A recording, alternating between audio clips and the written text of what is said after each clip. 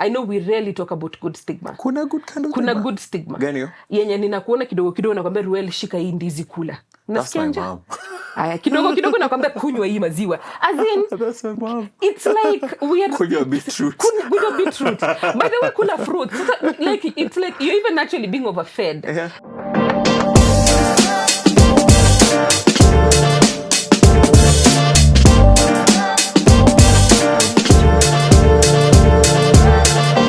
Hey guys, welcome back to yet another episode of Love Matters Podcast. I'm your host, Ruel Okeo, and this is a podcast that aims to ensure that all young people get to enjoy their sexual and reproductive health in their diversity. And today we do have another fan favorite. Na sasa tutajiintroduce tena. Ama tuache story. Google me. Sawa basi. Story. Aya basi, lakini tuambie basi jina juu tunajua unafanya nini. So my name is Doreen Moracha, a young woman living with HIV and AIDS advocate, social media content creator, and a globetrotter. Must be nice. Mimi am a podcaster. Very nice. But anyways, Mungu ni mwema.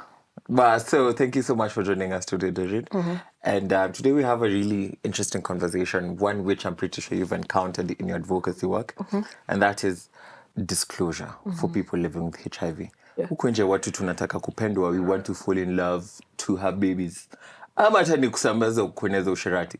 But sasa hiyo aspect of disclosure is what is holding so many people back from living their authentic selves. Mm-hmm. Have you encountered that, and how can people go about it?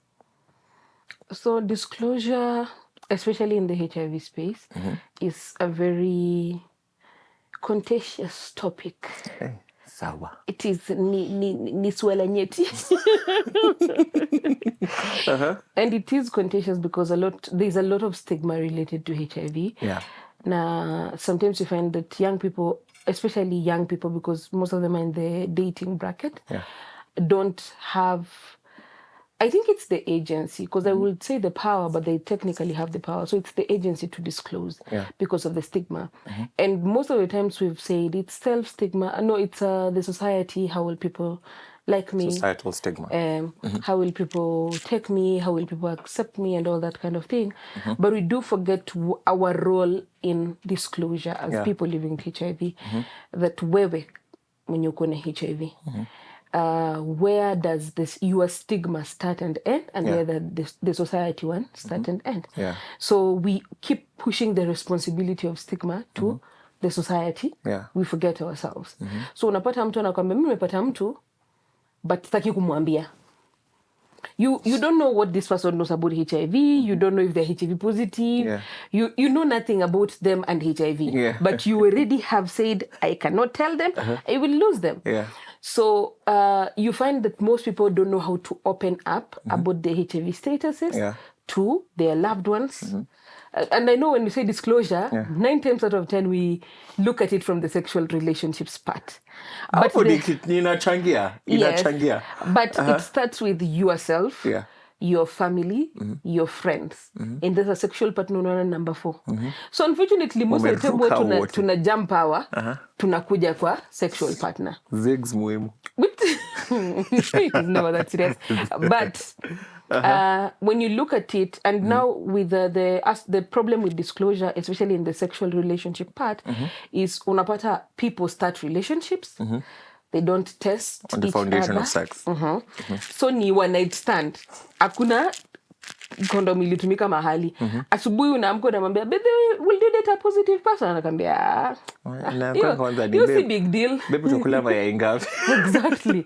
Sasa hiyo ukimwambia sasa mimi ni a positive person, then it turns to a whole different mess.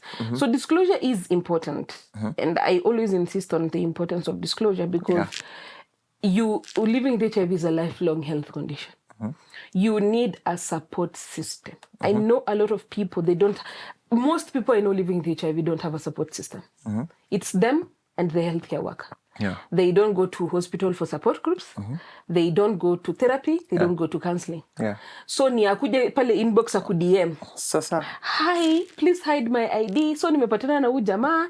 We've had sex. Ama we have not had sex. But I've asked them about HIV. Akaniangalia akaniambia wewe ukai kukua nayo. You see, you're technically encouraging yourself not to disclose.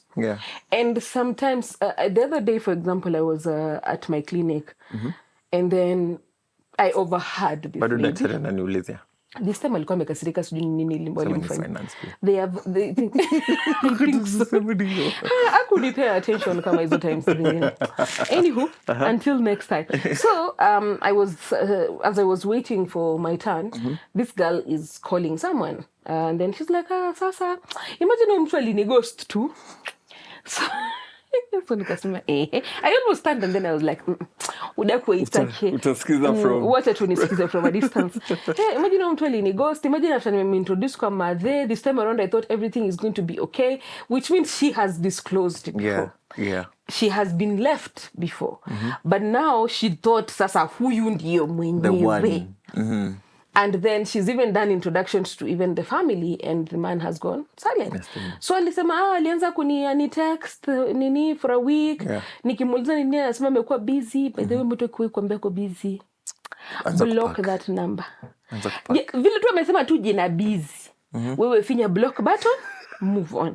Najua mtasema lakini watu wanakuanga busy. Lakini watu wanakuanga na simu zao kwa mkono 24/7. Kwa hivyo mtu asikudanganye. Anyway, so she was like, yeah, I mean, namwachana. So like she's trying to accept the reality. And I know we all hate rejection.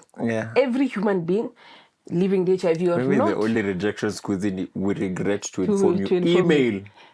Or is it zingine? Thanks. Lakini sasa unajua kuna watu wanapenda love. Na kuna watu hii life wanataka ninapenda love ndio lakini wacha ni reject hiyo kwa emails. Kwa emails. Anyway, a lot of people hate rejection. And so they start making it look like, am I the problem? Am I the reason why people are rejecting me? Sometimes you might even find the person never liked you. Like there are people who basically do not like you, but they will still chase you. Delulu. Just for the ride of it, right? Wewe una get invested. Lakini hujui this person doesn't like you. So the moment you tell them I'm HIV positive, you technically give them a reason. A leeway to leave you. So they're like, I can't date a positive person. But the whole time walikuwa natafuta to excuse too. Exactly. So sometimes it's not even you. And I've come to realize that we have to look at rejection from a point of it's not you. 9 times out of 10, it is this person. Because there's people who have struggled with accepting their HIV status. Mtu wako hajawahi kubali ako na HIV. Na kunyonga tu dawa. Anakwambia mimi si niko undetectable. And I know with the science behind U equals is when a person living with HIV with an undetectable viral load cannot transmit HIV sexually to their partner. With that, a lot of us affirm ourselves with, even if I had sex with this person and I didn't tell them I have HIV, niko sawa. You see, it makes sense in our head, but we are basically not killing the stigma. We are just looking for ways of comforting ourselves with. Mi niko undetectable. Niko on the back. Niko undetectable. Nikuma na kupuliza. But you're not really facing the real issue, which is you are HIV positive. Are you comfortable with it? Can people make jokes about HIV around you and you don't feel uncomfortable and you don't feel attacked? Because a lot of people, you will make a joke and then they will like, una attack watu wako na ukimwi. You never know. Hiyo ni stigma. And it is literally a joke because people joke about things so much. Like in this world that we are going through, if you take things too seriously. You can't take everything too seriously. But with disclosure, you must find a way of accepting your HIV status. Life gets easier when your HIV status, you've accepted it. And a lot of people are kind of, especially the experiences I've come across, it's people who say they want to find a positive partner. So they tell you, mi nataka partner positive. That way, nina reduce chances za disclosures zinakuwa sawa. Sasa tuko rahisi. Vitu ni easy things. Let me tell you, nothing in life is easy. That is, even eating is not easy. They said, if everything was easy, then life will be perfect. Disclosure is hard. but you cannot just want to be with a person just because the only thing connecting the two of you is a HIV diagnosis. Yeah. You don't know outside, and this is something I usually tell people living with HIV. Outside living with HIV, who are you? What is your personality? What do you like doing? Where do you like going? What do you do as an individual? Who, like, forget the HIV because your HIV status is a health diagnosis. It is not your personality. But you find somebody... It's not you as a person. It's not you as a person. So you'll find somebody telling you, I have HIV, I'm looking for a person aged between 24 and 30. And you're like...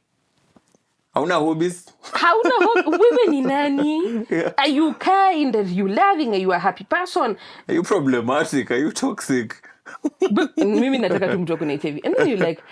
A HIV diagnosis can bring the two of you together. But then what next? How do you unpack the relationship? Because we are not going to wake up in the morning and talk about ARVs. Why? Ani asubuhi man. Ni asubuhi, imagine 8 a.m. Wale wa Hi. Ni asubuhi, unataka tuongee HIV, unataka tuwoye each other.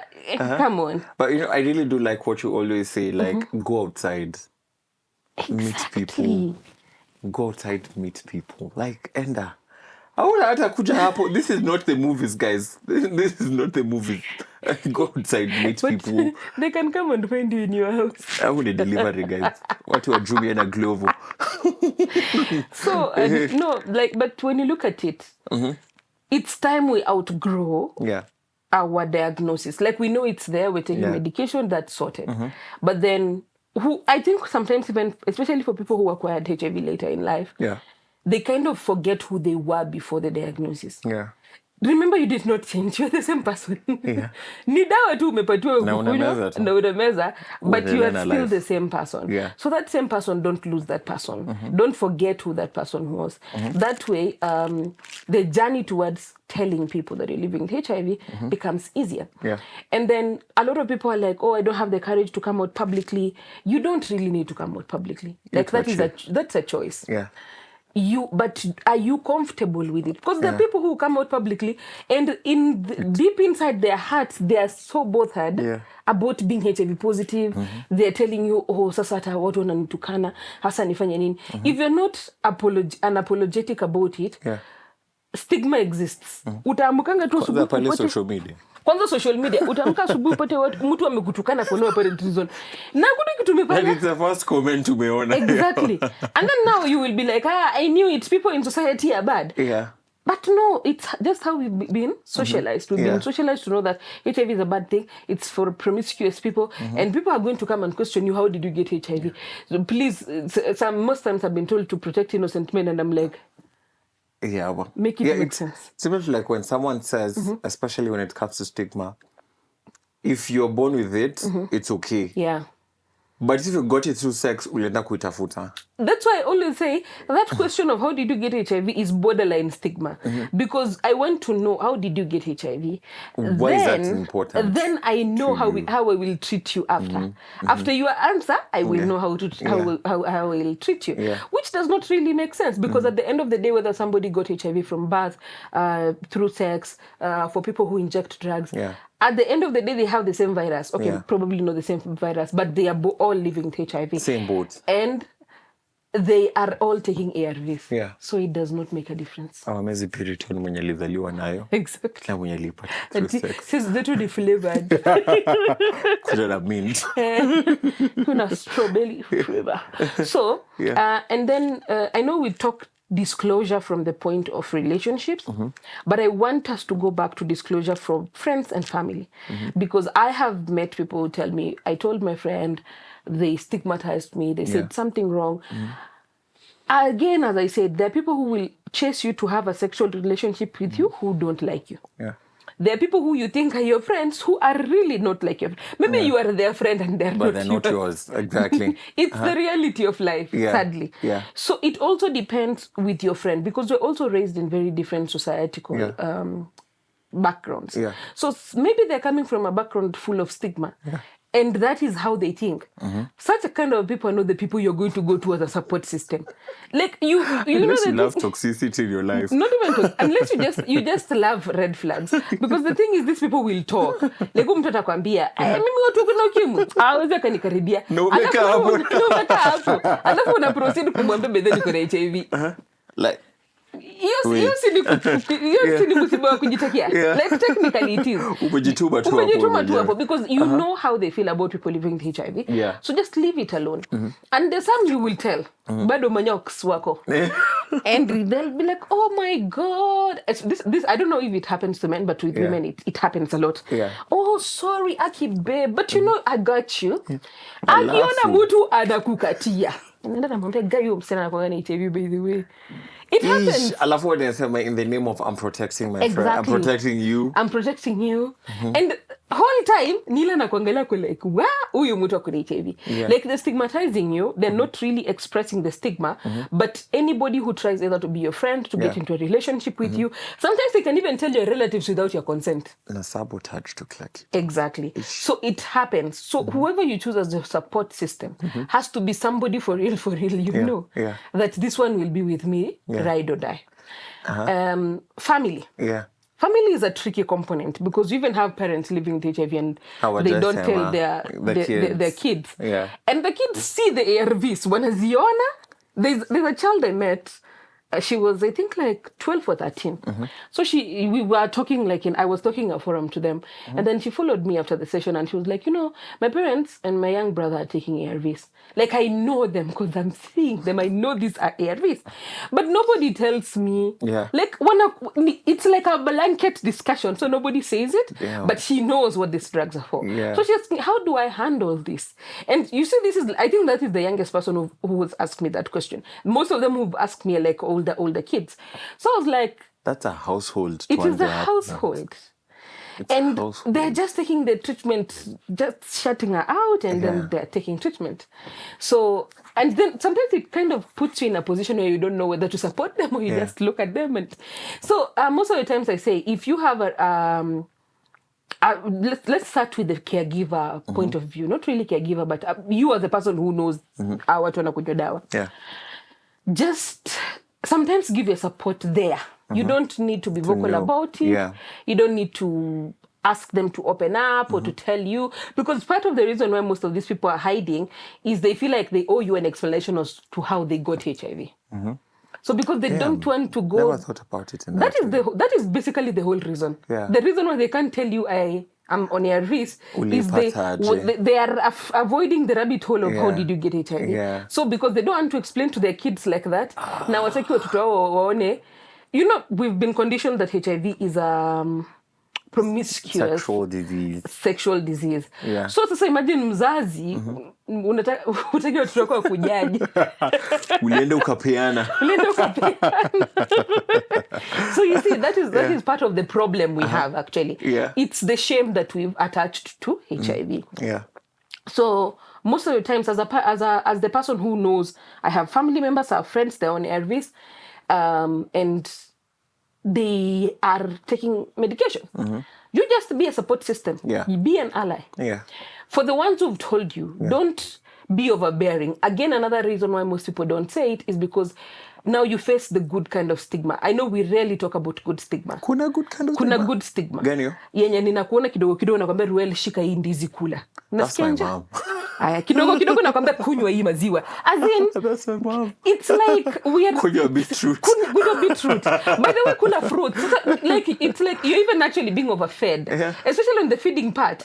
It becomes too much. Yeah. Like, I eat 3 meals ama 2 like a normal person. Like, I don't need all of Unafanya nina betray my people. It does. I say this because I've faced this on the, like, people even hurried. Ile unaona lunch inatengenezwa, it will take time. Na hapana mpatieni maziwa akunywe before tukingoja lunch. Kuna ndizi pale kwenda. In fact, things are literally protected for your sake. Usizinini. So you're treated very differently. Like ni kama mayai sort of. Yeah. You know how gently you will treat eggs. Yeah. So you're treated like that. Ile huyu msimfanyie hivi. Huyu afanyangi kazi ngumu. Wewe tandika tu ni kitanda, that is it. Yeah. Sisi hatukutaki umop nyumba. Hizo hatutaki. So you're taken like a person who is so fragile. Yeah. But you're a normal person. You can can't do things on your own. But you're a normal person. You do normal functions. So that is also part of the reason why people are like, I know these people will love and support me, but I am also not ready. It actually looks like love and support. Exactly. Mmoja vile mwadhenda kwa pale ati hebu shika indizi, shika avocado, kula fruits. Yes. Kumbe kuna hidden agenda. You remember that song of Kula Fiti, Piga TV? That song? Yeah. That song is what led us to this rabbit hole. Because now everybody is trying to give you nutritional support that you don't even need. Yeah. And Nitambia madhea washe jokes. I can take care of myself. Exactly. Like, technically you can't. Well, technically. Kama Indomie ndio iko the bora kuna kitu kwa tumbo. That's the most important thing. Kuna Indomie, kuna mayai pale. Proteins ziko. You see balance. So when we're coming to an end there, what can be the best way? This is where you want to disclose to maybe your partner. Like this person, Hadri, you are Doreen, like Googleable Doreen. How can you go about disclosing? How can you go about disclosing? Going about disclosing, I always say start from a hypothetical point of view. What do you mean? Hypothetical ni peana kama for example. Oh, like don't go straight to the point, because the thing is, I always want to tell everyone, assume this person does not know anything about HIV. Assume they don't know HIV exists in the world. Yeah. Then ask them, for example, if your mom got HIV today, how would you react to that news? Most of the time when you use moms are very sentimental parents. So most of the time the children will forever be there and ready to fight. Like most children will fight for their mothers. Emphasis on most, not all. Not all, most. So they'll be like, hi, mamangu, mi nitamchunga, in fact, nitamuamisha tuishi na yeye. You see? Yeah. You know that this is the person who, if this is the person they care so much about, they probably might be a little bit kinder to you. Does not mean that they're not going to accept you. Yeah. But kinder. They might be kinder to you as a person. Yeah. Because at the end of the day, we do not know the reaction of the other person. Yeah. We only know what we want to communicate. And also, like, mom is like bloodline. Exactly. Wewe anaweza kakukat off. Wewe utaingia pale WhatsApp, unaona tu grey ticks, unashangaa. Hata uoni profile. Kidogo unajishtukia wewe ni story time pale nini. Hey, story time how I almost dated a person with HIV, and then yeah. So know how they feel, because the reason why I asked mom or sister or brother, because these are sentimental people, and you know a person a little bit better through how they feel about their bloodline. If they are like, hiyo ni shida yake, because the people who will say that, hiyo ni shida yake, then you know that this is a person I'll tread carefully with. If you're the person who does not beat around the bush, you want to go straight to the point. Don't do it after sex. Whether it is protected sex, whether you are undetectable, whether you know you cannot infect this person, do not do it after any form of sex. In fact, after any form of physical intimacy. Because I remember one time, I kissed someone. They knew I had HIV, but we kissed. Then the following morning, mi sijui ni kwa nini, lakini alipata mdomo yake ilifura, alipata na homa. Alini-accuse. My lord. Alini-accuse of things. You can't get HIV through kissing, guys. Come on. Mimi nikamwambia lakini mimi niko sawa. I don't understand. So sometimes, because of the misinformation, don't do any physical activities. Physical simaanishi sporting, namaanisha sexual physical activity. Yeah, with this person before the disclosure happens. It's better to have the discussion. Tell them, hey, but I have HIV. I've lived with it for this long. I've been on treatment. I am undetectable. If you're a person who goes straight to the point, and I cannot infect you. If you want this relationship to continue, sharp. There are people who, they ask the hypothetical question. For example, will you date a person living with HIV? Mtu anamwambia, wewe ukai kukuwa na HIV. And then instead of them using it as a teaching moment, they're like, kaende. And now all of a sudden, now you are stuck. 5 years later. Because you don't, actually, and it does go. People get married. through that whole debacle, and because they never tested, because a lot of us don't like testing and don't have like having the HIV conversation. But the HIV conversation is very important and very crucial in relationships. Even if you know you're undetectable, you know you cannot transmit, you know you're taking a treatment well, it is you who knows this. Their partner hajui. Remember, we grew up at a time where HIV was highly stigmatized. Ilikuwa inaitwa ugonjwa mbaya, ilikuwa inaitwa ugonjwa kubwa, imekanyaga. Like there's so many nicknames about HIV. So you cannot just assume that this person will understand I am undetectable and I cannot transmit it to them. Kumbuka ni kama kujaribu kuprichia watu. See, the Bible says Jesus alikufa na akafufuka. Na kuna watu to date you cannot convince them. Kuna Thomasos wako around. Exactly. So it is you who knows that for real, niko na HIV na siwezi kumwambukiza. But does the other person understand that conversation? So it's for you to bring it. I always say disclose through text. Usi-disclose one-on-one. One-on-one sometimes might go sideways. Especially kama muko out in public. Unaweza achiwa bill. Unaweza kuwa abused physically. Things might go south. I'm just saying that things might go south in sometimes. Sometimes not all the time. But I'm giving you hypothetical scenarios. For example, scenarios. So just you prepare yourself. So it's good, especially if it's like people who, nowadays we are doing online dating things. Kama ni mtu mjui na mmekutana online. Awe ni mtu unaweza mwambia rahisi. Akikukataa unamblock tu. Also, I think also a way you can use that is weka tu kwa profile pale kwa bio.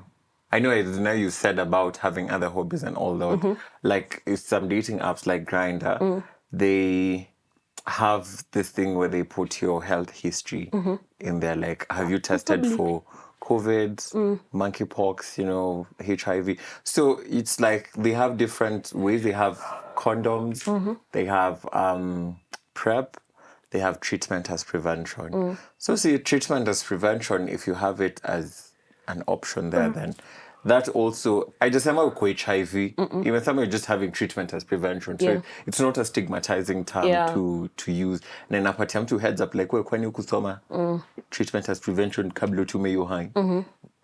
I'm just saying, but that's Grindr. I don't know about the rest. The rest, you have to say, I'm HIV positive. You just have to say it. It does not have that provision for most of the dating apps that I know, and that is because I've also worked in a dating site. You have lived many lives, very many. So you can't really disclose, like you have to disclose ile my name is Doreen, I'm HIV positive if you want to, but if you don't want to and you wait, you can always tell your people, well, muna chat about HIV, but normalize having the HIV conversation in your relationships. Early enough. Otherwise, utajipata 10 years down the line, unakunywa dawa in secret. And you saw that guy who exposed his wife's HIV status online. That was terrible. It was terrible. And imagine all of that might have... Exactly.